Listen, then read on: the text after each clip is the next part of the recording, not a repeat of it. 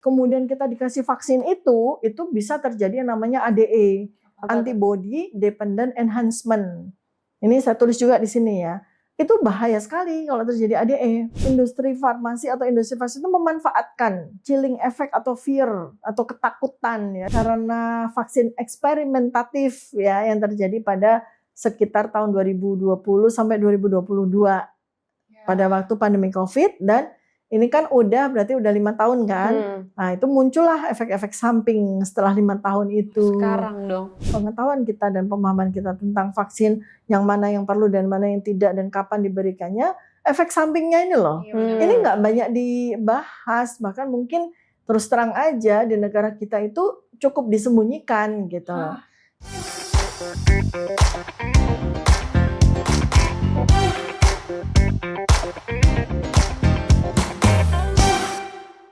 Assalamualaikum warahmatullahi wabarakatuh. Jumpa lagi di podcast Jurnalistik bersama saya Dila Hantika dan rekan saya Sofia Smith, dan hari ini seperti biasa kita masih edisi spesial Jurnalistik. Jadi kita masih ngobrol sama Dr. Tifauzia Tiasuma. Ini juga masih dalam rangka membedah buku kontroversi vaksin. Di episode sebelumnya dokter sudah menceritakan tentang benua Amerika di mana sekitar dengan wabahnya 90% penduduk manusia asli di sana meninggal karena cacar. Dan kemarin itu juga dokter Tifa bilang katanya mau cerita soal kelahiran Nabi Muhammad. Yes, di abad 6 ya, bahkan mundur lagi. Mundur lagi karena peristiwa di Amerika. Aku langsung sih karena dipancing ya. Assalamualaikum warahmatullahi wabarakatuh. Waalaikumsalam warahmatullahi wabarakatuh. Dila Mbak Sofi, kayak biasanya kalau udah ini ilmunya udah di otak Mila. Jadi apalagi membahas tentang sesuatu yang saya suka sekali ya. Artinya banyak pengalaman saya dalam bidang ini ya. Dalam bidang infeksi, vaksinologi dan sebagainya, imunologi ya. Jadi semangat banget saya untuk bahas ini. Pada episode yang lalu bahas tentang benua Amerika, apa kejadiannya tentang wabah cacar dan kemudian terjadilah wabah yang natural maupun non natural ya. Wabah yang benar-benar terjadi karena migrasi dari penduduk Eropa dan bangsa Afrika yang dibawa oleh mereka untuk menaklukkan benua Amerika. Lalu kemudian dari situlah terjadilah wabah yang non natural, artinya secara sengaja disebarkan yang mengakibatkan 90% dari suku-suku asli benua Amerika itu habis ya, tinggal sisa-sisanya sampai dengan abad 21 ini. Nah, sekarang saya mau ngajak Mbak Dila sama Mbak Sofi untuk, dan masyarakat Indonesia yang melihat podcast ini ya, untuk kita belajari tentang apa sesungguhnya yang terjadi, yang kemudian mendasari sekian ribu tahun kemudian vaksin ini ya. Jadi pada buku saya sekali lagi kan vaksin ya, kontroversi tentang vaksin itu mengubah dunia. Nah, perubahan dunia apa yang terjadi pada abad 6 ya, pada abad 6 tepatnya di tahun 570 Masehi lahirlah seorang manusia sempurna ya, Nabiullah Muhammad SAW. Dan ada sebuah situasi yang luar biasa terjadi pada masa-masa sebelum dan selama beliau ada di dunia ini ya, terutama terkait dengan wabah gitu.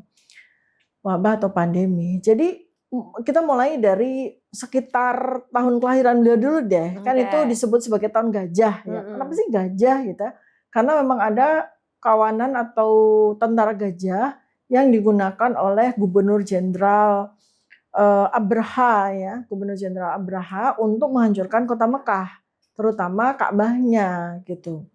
Nah, kemudian kenapa kemudian sejalan sebelum masuk ke kota Mekah, tiba-tiba pasukan gajah yang perkasa itu diserang oleh sekelompok burung ababil.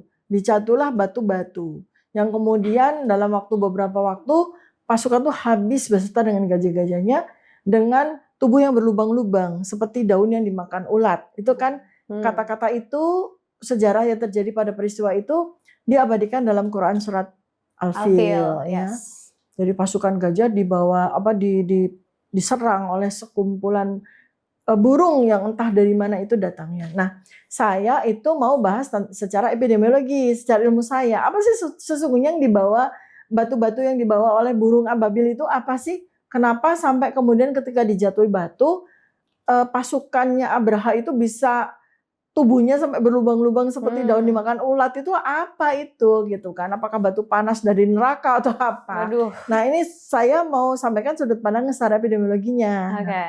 Jadi dalam kurun waktu sekitaran abad 5, abad 6 itu kan memang di benua Eropa ya yang dikuasai waktu itu oleh kerajaan Romawi ya sedang terjadi berbagai macam wabah. Macam-macam wabah. Jadi abad 1 tuh yang namanya wabah Athens, kemudian ada wabah Sipirian, kemudian ada wabah Justinian yang terakhir ya di abad 6 gitu. Itu yang menewaskan puluhan ribu bahkan ratusan ribu dari penduduk Romawi pada waktu itu. Nah, kemudian pada masa itu juga masa peperangan ya antara satu kerajaan dengan kerajaan yang lain itu saling berperang untuk memperebutkan daerahnya. Juga termasuk dari tugas Gubernur Jenderal Abraha ke Mekah kan untuk menguasai Mekah kan begitu. Tapi ternyata suratan takdir perang itu berlangsung di berbagai benua, melintas benua juga melintas negara, tapi juga kemudian membawa pertukaran virus.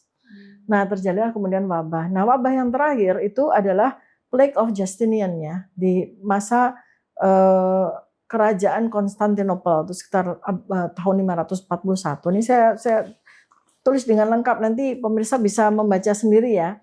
Nah, sedikit saja saya mengulik ya bahwa perubahan dunia itu betul-betul bisa terjadi karena wabah, karena virus ya. Dan kemudian abad berganti ya, kemudian peristiwa di jarak antara sekitar 200 km dari kota Mekah itulah terjadi di mana pasukan gajah nggak diserang oleh siapapun tapi cuma diserang oleh burung ababil aja itu bisa habis sehingga nggak bisa mencapai Mekah loh. Segitu hebatnya serangan dari burung ababil. Jadi si burung ababil itu membawa batu-batu yang sebetulnya itu tanah-tanah keras, tuh kayak lempung gitu loh, tanah-tanah liat yang waktu itu ada di oase-oase di Afrika dan di Jazirah Arab. Dan karena di situ adalah perlintasan dari para tentara-tentara dari segala macam benua ataupun negara itu, maka disitulah kemudian tanah-tanah itu bercampur dengan kotoran-kotoran gitu ya. Mulai dari tentaranya, kemudian juga pasukannya, mulai dari kuda, unta, kemudian juga gajah, itu yang di dalam kotoran itu ada virus-virusnya kan gitu. Jadi kemudian menjadi keras, penuh dengan virus, kebayang nggak sih gitu kan, tanah itu penuh dengan virus, dibawalah sama burung ababil. Lalu kemudian atas kehendak Allah, pasukan gajah itu kemudian diserang dengan batu-batu yang penuh dengan virus yang mematikan itu pada waktu itu. Saya kan cerita pada episode kemarin, bahwa di abad 15 sampai 17 aja virus cacar itu begitu membunuh. Gimana di abad 6 kan gitu kan? Tentu amat sangat mematikan. Dalam hitungan hari pasukan habis dan kalau kita di abad 21 kita cuma dapat skar aja ya. Kalau kita kena cacar paling gini. Kalau dulu tuh benar-benar badan tuh bisa sampai bolong-bolong. Kebayang nggak sih? Sampai bolong kan benar-benar ditulis dalam Alfil kan. Tubuh tentara itu sampai habis berlubang-lubang seperti daun dimakan ulat. Kebayang kan betapa mengerikannya ya. Merinding. Cacar di zaman dulu gitu kan, seperti itu. Nah, kemudian lahirlah Nabi Muhammad SAW pada tahun 571 Masehi itu, dan sejalan dengan 63 tahun beliau hidup ya, itu juga masih penuh dengan wabah. Sampai ada hadis ya yang sampai dengan hari ini di abad 21, 1500 tahun sejak wafatnya beliau, itu masih sangat relevan. Dua hadis terkait dengan peristiwa pandemi. Apa hadis? Ya. Jadi dan itu pun dua hadis itu pun juga yang saya sampaikan pada waktu kita kena pandemi Covid ya, 3 tahun 2020 sampai 2. Jadi hadis yang pertama adalah kalau ada sebuah daerah atau sebuah negara terjadi wabah, maka kamu jangan masuk ke situ. Ya, dan kalau kamu ada di dalam daerah yang sedang mengalami wabah, kamu jangan keluar. Itu hadis pertama. Artinya apa? Ya udah, kalau memang wabah itu berbahaya, ya sudah kita menjadi korban, insya Allah kita syahid kan? Ya, insya Allah kita syahid. Walaupun misalnya kita mati dalam keadaan wabah, kita insya Allah syahid, ya kan? Asalkan kita sabar dan ikhlas menerima itu kan gitu. Nah. Jadi kenapa? Supaya kita tidak menularkan, membawa virus itu keluar. Nah itu ya satu hadis yang pertama. sekali lagi saya ingetin, kalau engkau tahu ada sebuah daerah yang sedang mengalami wabah atau pandemi, maka kau jangan masuk ke situ. Dan kalau engkau lagi berada di dalam daerah yang sedang terjadi wabah atau pandemi, engkau jangan keluar dari situ, gitu kan? Satu. Lalu kemudian yang kedua, pisahkan hadis yang kedua ya, pisahkan unta-unta yang sakit itu dengan unta-unta yang sehat. Nah, ini kan sangat relevan ya, ketika 3 tahun kita mengalami pandemi COVID kan. Jadi kalau misalnya waktu itu benar-benar seluruh Indonesia maupun seluruh dunia itu menjalani 2 hadis itu, insya Allah pandemi COVID nggak membawa korban begitu banyak. Ya kan? Misalnya waktu itu kejadian pertama ya di Wuhan kan, di Cina. Nah, kenapa kemudian bisa menyebar? Karena ada turis-turis orang Cina native, orang Cina yang dari daratan, ya itu mereka tidak sadar bahwa mereka sudah terinfeksi oleh COVID, lalu mereka jalan-jalan kan. Pertama kali itu terjadi di Italia. Mereka tuh serombongan sekitar 30 turis dari Cina ke Italia jadi wisatawan. Akhirnya Italia kan menjadi negara yang sangat buruk ya, terdampak oleh virus COVID ya. Kemudian turis dari Cina malah sama kita selamat datang karena waktu itu kan udah pada ketakutan kan, malah dikasih selamat datang di Manado, jadi masuklah melalui Manado, kemudian masuklah melalui Jakarta, masuklah melalui beberapa tempat di Sumatera, jadilah kita wabah kan.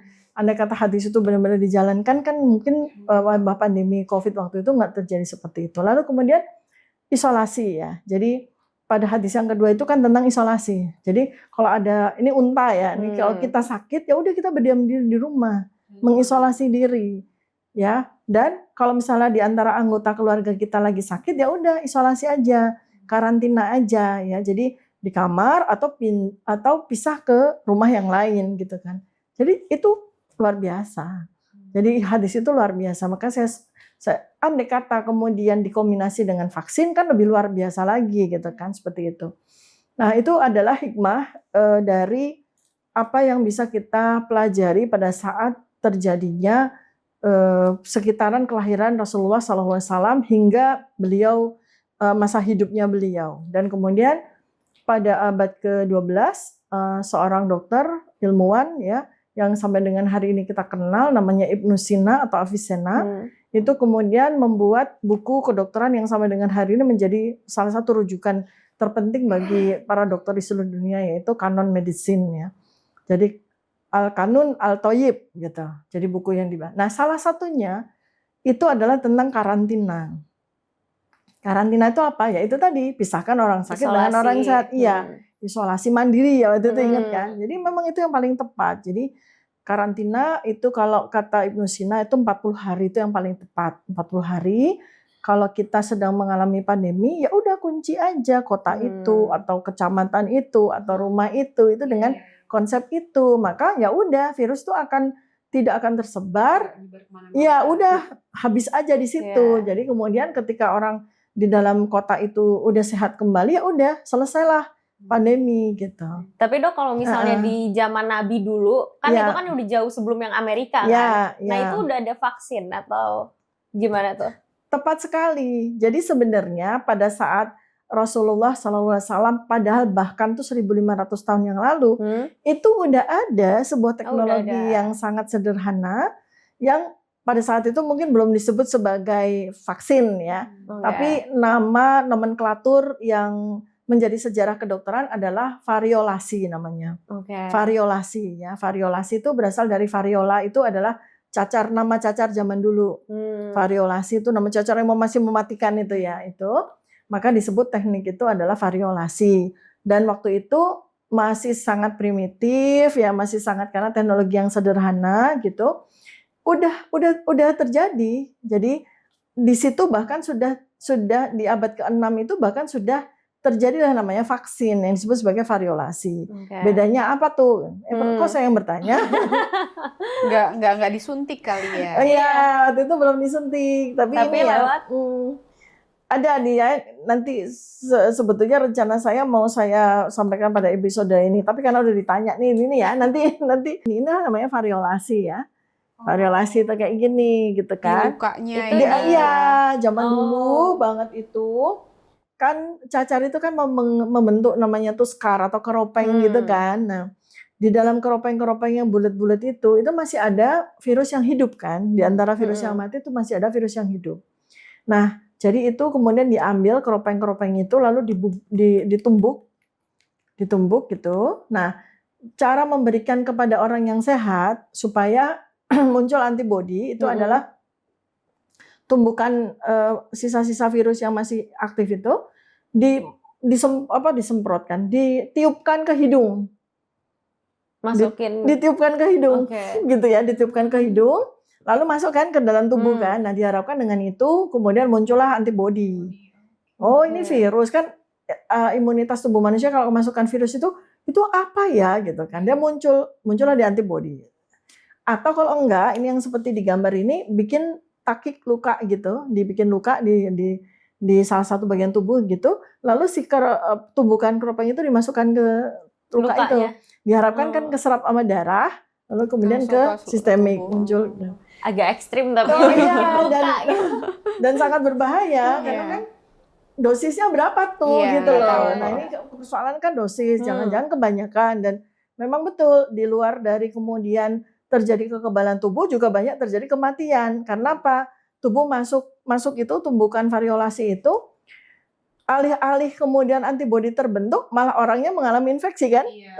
Terus kemudian terjadi kematian ya. Di abad ke-6 itu kan berarti bisa dibilang uji coba juga mungkin pada saat itu ya. Pada saat itu ya, itulah teknologi masih awal-awal. Iya. Jadi di situ tuh yang menjadi persoalan besar pada teknik variolasi itu kan dosis. Kemudian kapan diberikan. Nah, ini sampai dengan hari ini ketika kita bicara kapan diberikan juga masih jadi persoalan. Bahwa kita ini kalau kita memberikan vaksin, ini dari ilmu saya ya, dari ilmu saya maupun dari ilmu para ilmuwan yang lain yang saya rangkum, kapan pemberian vaksin itu juga penting. Karena gini, kalau sejenis vaksin, sebut aja vaksin A untuk virus A, itu diberikan kepada orang yang ternyata dia sadar atau tidak tahu atau tidak, dia pernah mengalami infeksi virus A. Artinya apa? Artinya tubuhnya sudah mengenal, tubuhnya sudah membentuk antibodi secara ilmiah once ada virus A masuk kan, gitu kan. Nah, artinya orang tersebut nggak perlu dikasih vaksin A, karena dia sudah memiliki antibodi terhadap virus A. Untuk apa diberikan? Sakit itu gitu ya. Untuk apa diberikan virus A tersebut atau vaksin A tersebut kalau dia sudah pernah mengalami infeksi?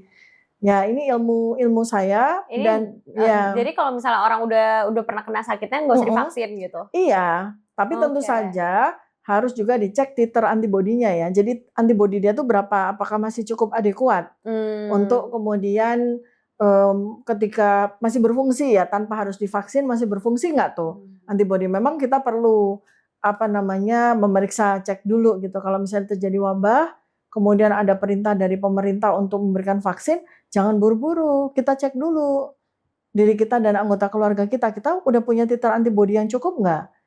Karena kalau misalnya ternyata titer antibodi kita tinggi, kemudian kita dikasih vaksin itu bisa terjadi yang namanya ADE, antibody dependent enhancement. Ini saya tulis juga di sini ya.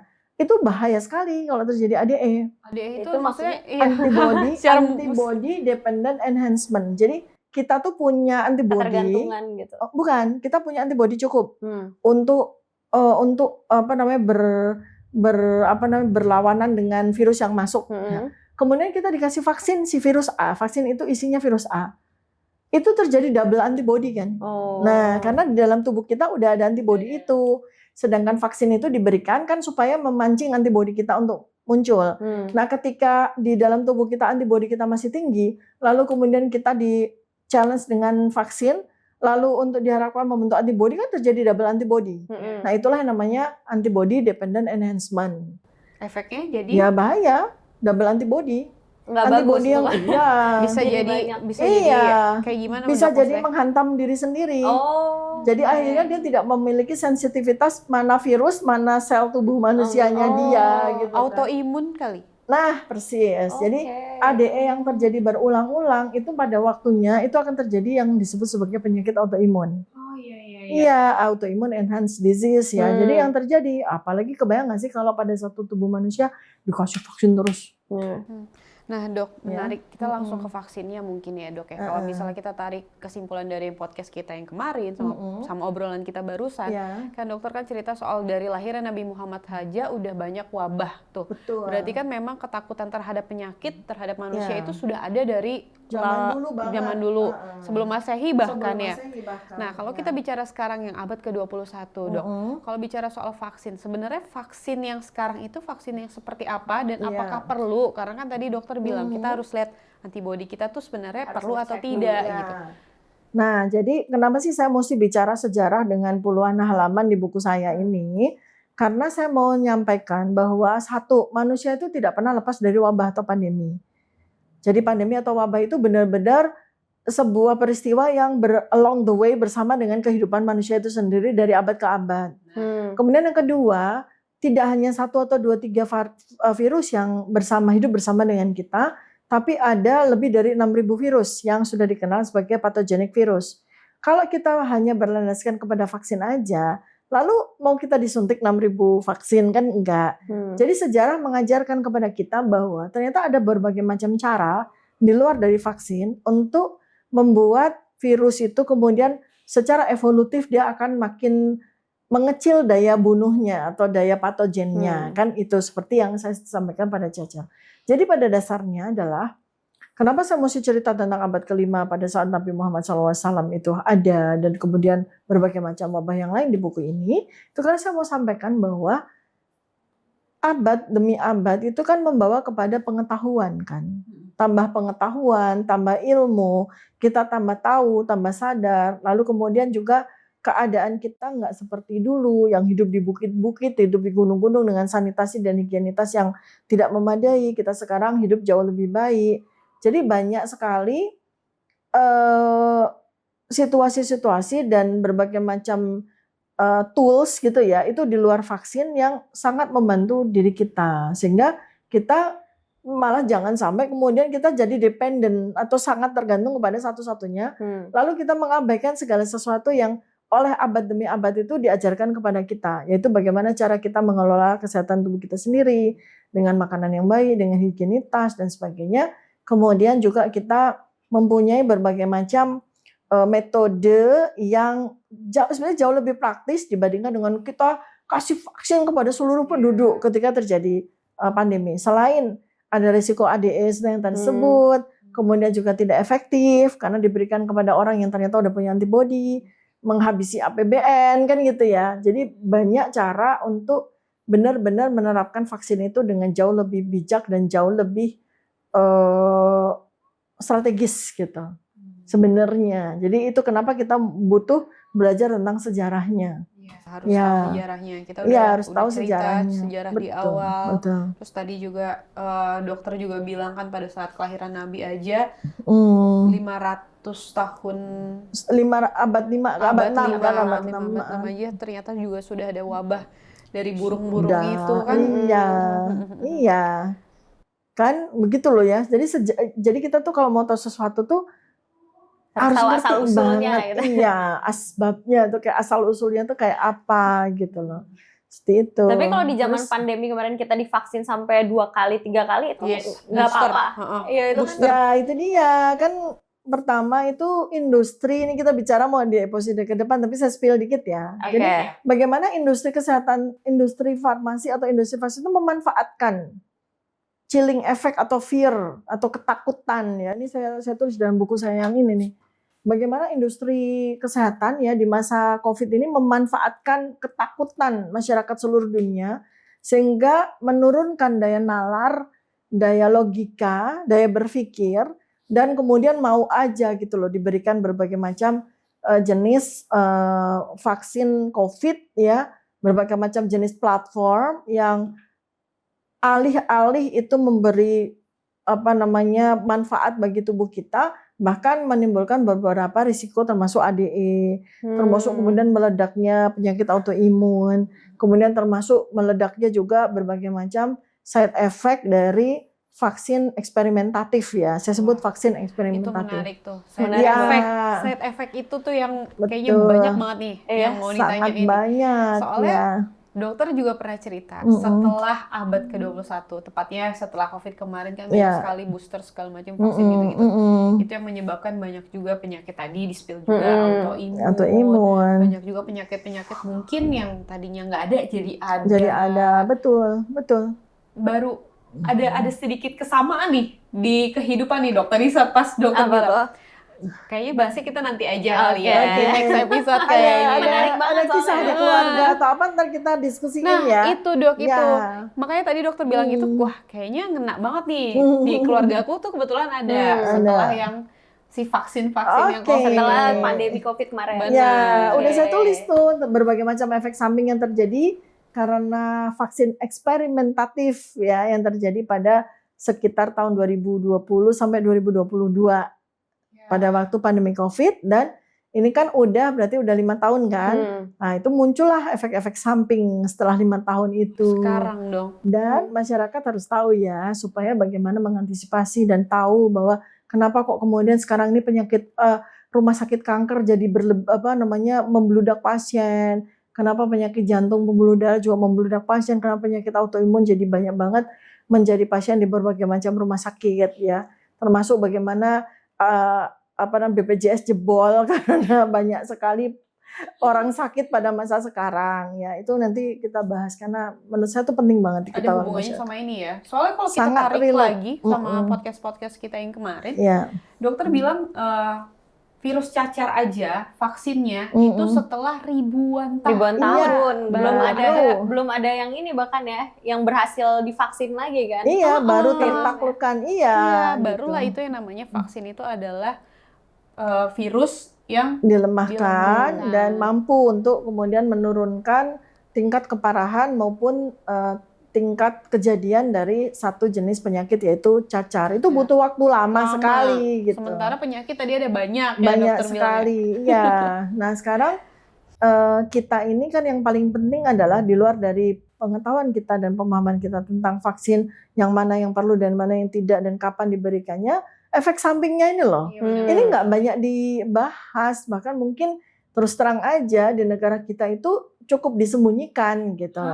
Cukup disembunyikan. Menarik, dan tidak ada sebuah garansi ya ketika ada penduduk yang diberikan vaksin lalu kemudian sakit karena efek samping dari vaksin itu bisa mendapatkan garansi atau pengembalian atau perawatan kesehatan. Itu kan enggak gitu.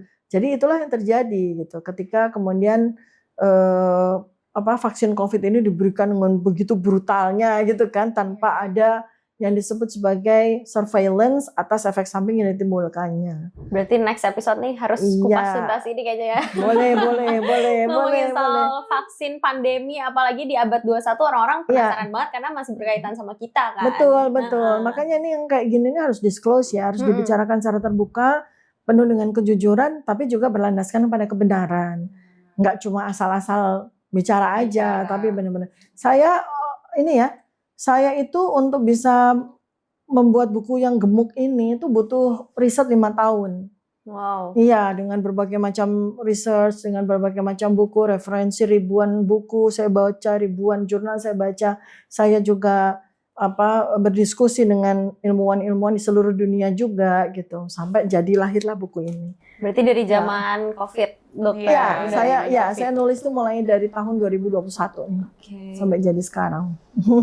Oke, kalau gitu Dok, kita tunggu di episode selanjutnya mengenai abad ke-21 di mana vaksinnya itu sampai sekali, 2 kali, 3 kali. 3 kali ya, so.